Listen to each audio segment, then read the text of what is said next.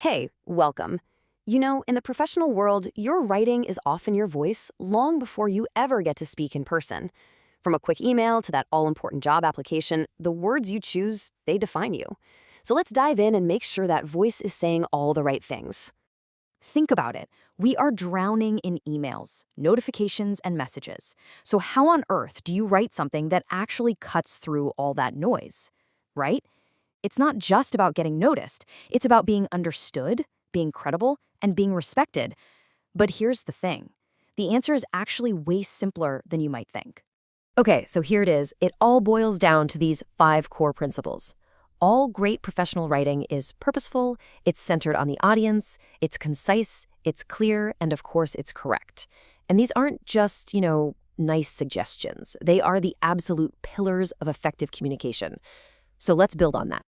To make this all super practical, we're going to open up what I like to call the professional's toolbox. We'll get you set up with the right tools for pretty much any situation you're going to face, whether it's a formal proposal or just a quick email update. First up, let's grab the heavy-duty tools, the classic business letter and the internal memo. These are the ones you bring out when formality matters, when you need to be official, and when things really need to be on the record. So, what's the difference? Well, this table breaks it down perfectly. The key thing to remember is this. Letters go outside the company while memos stay inside. A letter to a client is going to be highly formal with that full 8-part structure and a real signature. But a memo to your team, it's way more direct. Just a simple header, get to the point, and initial it. It really all comes down to one simple question. Who are you talking to? All right, let's switch gears and talk about the one tool we probably use 100 times a day, email. It's so common that it is incredibly easy to get sloppy. But trust me, a sharp, well-written email can make a huge difference in how you're perceived at work.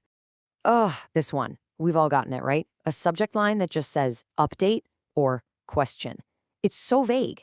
It's just not helpful. And honestly, it's kind of disrespectful of the other person's time. It forces them to open it just to figure out what you want. And let's be real, in a crowded inbox, it's probably just going to get ignored. Now look at this. What a difference. This is specific, it's informative, it tells the reader exactly what this is about and why it's important before they even click. A subject line like this gets your message opened, and more importantly, it gets it acted on. It's such a small change, but it has a massive impact. Okay, so let's just run through the essential rules of the road for email. Think of it as your email netiquette. It's all about looking professional, right? So use a proper email address, formal greetings. It's also about respecting people's time. That means specific subject lines and short paragraphs. And of course, clarity. No slang like you or please. And please, please, no shouting in all caps. And for the love of all that is holy, proofread before you hit send. These aren't just suggestions. They're the basics of professional respect. Okay, now for the big one, the tool that literally unlocks doors in your career, the resume. This single document is your most powerful marketing tool, so let's make sure it is sharp, effective, and gets you noticed. First things first, let's clear something up. Resume versus CV. What's the deal? It's simple. A resume is short, 1, maybe 2 pages, and it's tailored for a specific job in the business world. A CV, on the other hand, is a long, detailed history of your entire academic life, and it's mostly for academia or research. So please, don't send a 5-page CV for a marketing job. All right, take a look at this bullet point. I see stuff like this all the time. It's so passive. Helped with, what does that even mean? It tells a hiring manager absolutely nothing about what you actually did or what you achieved. It has zero impact. Now, watch this. Let's transform that weak point into something powerful. See that? We start with a strong action verb, managed, and then we add a number, a quantifiable result, increasing engagement by 30%. Now you're not just a helper, you're an achiever who gets results. That is the secret right there. So it all comes down to these 3 simple killer rules. 1. Start every single bullet point with a powerful action verb.